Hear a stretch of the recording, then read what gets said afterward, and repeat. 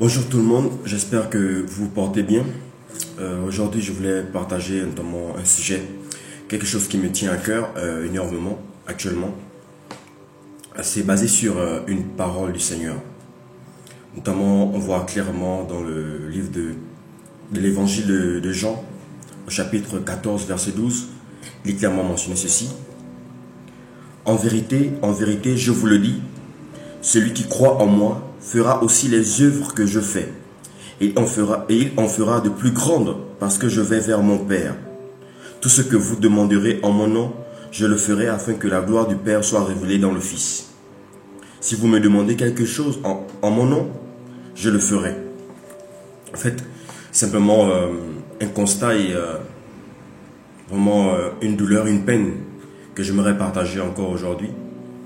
Parce que quand on voit cette promesse que le Seigneur Jésus a faite, en disant notamment qu'on ferait des choses qu'il a eu à faire, si tu lis la Bible, notamment les évangiles en particulier, du verset 1, chapitre 1, verset 1 jusqu'au dernier verset, la Bible va regorger énormément de choses qui ont été faites par le Seigneur, notamment sa capacité à enseigner avec autorité. On voit aussi les signes, les miracles, les prodiges que le Seigneur faisait. On a vu le Seigneur Jésus qui guérissait les malades. On a vu le Seigneur Jésus qui faisait marcher les paralytiques avec aisance, avec facilité. On a vu le Seigneur Jésus qui pouvait interagir avec la nature, notamment en faisant des prodiges au fait. C'est-à-dire, il pouvait calmer la tempête, il pouvait multiplier le pain, il pouvait faire tellement de choses, des miracles extraordinaires, tels que la résurrection des morts. Il a ressuscité notamment Lazare après 3 jours, on va dire 4 jours, effectivement. Donc, toutes ces choses, quand je me suis mis à lire les Écritures, m'ont amené, interpellé, amené à dire qu'il doit y avoir certainement un problème, en fait. Où sont passés ces miracles, en fait? Où sont passés ces signes? Où sont passés ces prodiges? Où sont passés les thaumaturges? Parce que, justement, un thaumaturge, c'est une personne qui accomplit des miracles. Dans le domaine religieux en particulier, c'est une personne qui accomplit des grands miracles, en fait, qui ressuscite, par exemple, les morts. Mais où sont passés ces thaumaturges? Où sont passés ces hommes qui marchent dans la puissance de Dieu, du Créateur? Les hommes qui marchent avec les signes, des miracles et des prodiges, comme c'était le fut le cas des apôtres au sein de l'église primitive. Je ne dirais pas qu'aujourd'hui on n'en trouve pas certains, en fait. Mais je trouve que c'est quand même très peu par rapport au nombre que nous sommes en tant qu'enfants du Seigneur. Et je crois que le Seigneur est toujours prêt à agir. La Bible dit qu'il est le même hier, aujourd'hui et éternellement. Il n'a pas changé. Qu'est-ce qui retient le Seigneur? Qu'est-ce qui l'en empêche? Certainement des choses, mais le même Dieu qui agit dans l'ancienne alliance, notamment avec les prophètes d'antan, tels que Moïse, Élie, Élisée, c'est le même Dieu aujourd'hui qui est avec nous, en fait. Le même Dieu qui agit avec les apôtres, avec les 12 et ainsi de suite, et ceux qui vont arriver par la suite, notamment l'apôtre Paul, c'est le même également que nous prions aujourd'hui. Mais comment se fait-il qu'il y a un tel écart, une telle différence? Et nous, en tant qu'enfants du Seigneur, en tant qu'enfants de Dieu, dans cette génération, nous ne devons pas trouver cela normal. C'est anormal qu'en tant qu'enfants du Seigneur, nous ne puissions pas manifester la puissance de Dieu.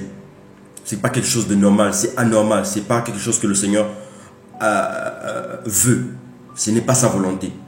Sa volonté, c'est que nous puissions marcher dans la puissance, que nous puissions démontrer la puissance. Justement, nous sommes devenus aujourd'hui par cette rencontre, cette nouvelle naissance, cette naissance d'en haut, nous sommes devenus aussi participants de ce royaume.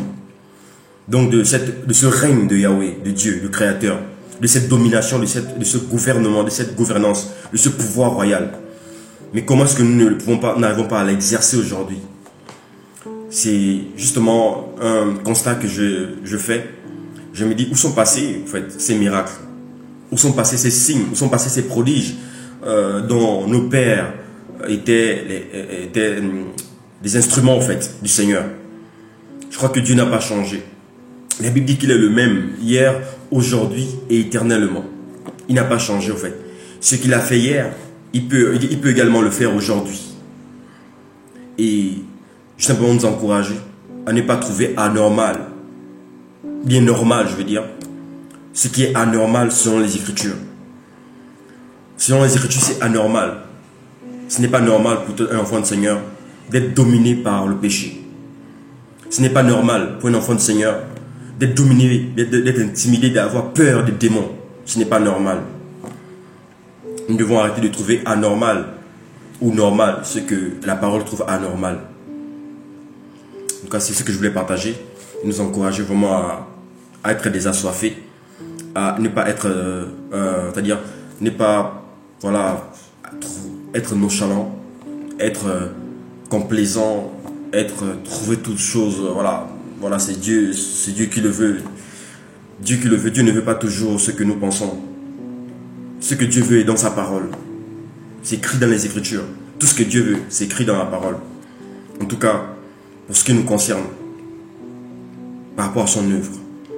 Bien sûr, le Saint-Esprit également nous parle, nous dit des choses, nous révèle des choses. Amen.